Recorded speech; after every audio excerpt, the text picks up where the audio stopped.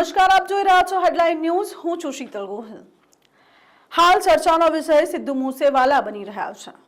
Sidhu મૂસેવાલા legend never ડાય તેવું તેમના fans, તેમના પરિવાર અને તેમના ચાહીતા લોકો કહેતા હોય છે અને ઘણા બધા માને પણ છે, સાથે અમે પણ માનીએ છીએ કે લેજન્ડ્સ નેવર ડાય। સિદ્ધુ મૂસેવાલાના ઘરે તેમના માતા પિતા હવે ફરી એકવાર માતા પિતા બન્યા છે। તેમની માતાએ આઈવીએફ દ્વારા એક બાળકને જન્મ આપ્યો છે તે વાત તો સૌને ખબર જ છે, પણ હવે કેન્દ્ર સ્વાસ્થ્ય મંત્રાલય દ્વારા એક રિપોર્ટ મંગાવવામાં આવ્યો છે। તેમણે કહ્યું છે કે સિદ્ધુ મૂસેવાલાના જે માતા છે તે 58 વર્ષની ઉંમરના છે અને એક વય મર્યાદા બાંધવામાં આવી હોવા છતાંય 58 વર્ષના એક મહિલા માતા કઈ રીતે બની શકે આઈવીએફના સંદર્ભમાં તેનો ખુલ્લો રિપોર્ટ હવે જે છે તે કેન્દ્રીય સ્વાસ્થ્ય મંત્રાલય દ્વારા માંગવામાં આવ્યો છે, કારણ કે એઆરટી અને 21 GIA અંતર્ગત એક આયુસીમાં નક્કી કરી દેવામાં આવી છે કે કેટલાથી કેટલા વર્ષના વયની મહિલાઓ જે છે તે આઈવીએફ દ્વારા માતા બની શકે છે। તેની વય મર્યાદા નક્કી કરવામાં આવી છે 21 વર્ષથી 50 વર્ષ, એટલે મહિલાઓના મોનોપોઝ શરૂ થવાના 3 વર્ષ પછીથી લઈને મહિલાઓના મોનોપોઝ પૂરા થતા સુધીમાં જે સમય મર્યાદા, વય મર્યાદા નક્કી કરવામાં આવી છે તે જ વય મર્યાદા અને સમય મર્યાદામાં માતા આઈવીએફ દ્વારા બાળકને જન્મ આપી શકે છે।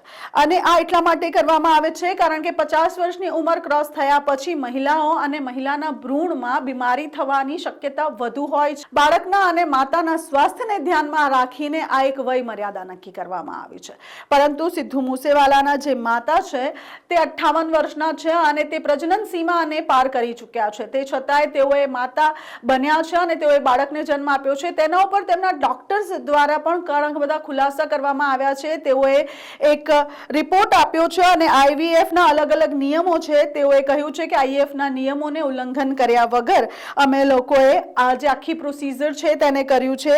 ઇન વિથડ્રોઅલ ફર્ટિલાઇઝેશન એટલે કે આઈવીએફના સંદર્ભમાં 50 વર્ષની ઉપરની મહિલાઓ પણ માતા બની શકે છે, પણ તેની માટેની એક સીમા અને એક રૂલ રેગ્યુલેશન નક્કી કરવામાં આવ્યા છે। રૂલ રેગ્યુલેશનના અંતર્ગત જ સિદ્ધુ મૂસેવાલાના માતા જે છે તે બાળકને જન્મ આપી રહ્યા હતા તેવું તેમના ડોક્ટર દ્વારા જણાવવામાં આવ્યું। તેમણે કહ્યું છે કે જ્યારે પણ 50 વર્ષની ઉપરની કોઈ મહિલા હોય તેના અલગ અલગ પ્રકારના ટેસ્ટ થાય છે, તેમનું શારીરિક અને તેમનું માનસિક સંતુલન કેવું છે, તેઓની માનસિક અને શારીરિક સ્થિતિ કેવી છે, તેની સાથે તેમની ઓવરી જે છે તે કેટલો સપોર્ટ કરે છે, તેમના શરીરના અંગ જે છે તે પ્રજનન માટે કેટલા સક્ષમ છે, તે દરેક પ્રકારના રિપોર્ટ્સ લઈ આવવામાં આવે છે, બનાવવામાં આવે છે અને તેના પછી દરેક રિપોર્ટ્સ ઉપર ધ્યાન આપવામાં આવે છે। ડોક્ટર્સ જે હોય છે તે માનસિક ચિકિત્સા કરે છે પેશન્ટની અને તે બધું જ ધ્યાનમાં રાખ્યા પછી એક 50 વર્ષ ક્રોસ કરેલી મહિલા જે છે તે બાળકને જન્મ આપી શકે છે। જન્મ આપ્યા પછી બાળકનો એક ઇન્સ્યોરન્સ વીમો પણ કરાવવામાં આવે છે, સાથે સાથે માતાનો પણ એક ઇન્સ્યોરન્સ અને વીમો કરાવવામાં આવે છે, જેથી કરીને જન્મ આપ્યા પછી બાળકને પણ કઈ અસુવિધા ન થાય। આવી રીતે અલગ અલગ ટર્મ્સ અને કન્ડિશન જે બનાવવામાં આવ્યા છે તે નિર્ધારિત ચિકિત્સાના માપદંડને ધ્યાનમાં રાખીને બનાવવામાં આવ્યા છે અને સિદ્ધુ મૂસેવાલાના ડોક્ટરનું કહેવું છે કે દરેક માપદંડની અંદર રહીને અને દરેક સીમાની અંદર રહીને ચરણ કૌર સિંહ જે છે સિદ્ધુ મૂસેવાલાના માતા, તેઓએ આ બાળકને જન્મ આપ્યો છે। કેન્દ્રીય સ્વાસ્થ્ય મંત્રાલય હવે તે દરેક રિપોર્ટ્સને તપાસી રહ્યા છે, ચેક કરી રહ્યા છે અને તેના પછી હવે આગળ આ કેસમાં શું થાય છે તે જાણવાનું રહ્યું।